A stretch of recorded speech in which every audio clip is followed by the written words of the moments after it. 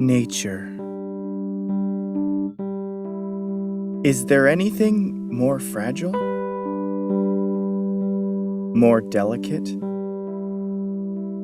More in need of protection? Yes.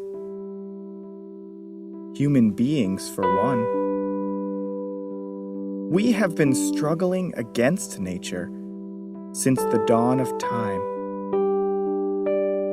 trying to make it not kill us so much.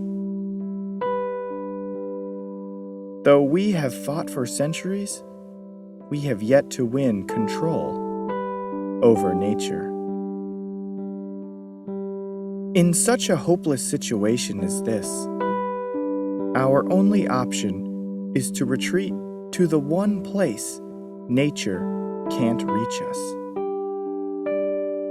outer space. No atmosphere to pour rain on us.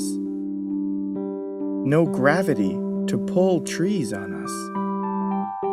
Just cold, floaty space. And no landing on other planets, because nature would be waiting for us there. Jupiter is basically just a big ball of hurricanes. This will be a difficult and boring existence, but better than living only moments away from being swallowed into quicksand filled with cobras.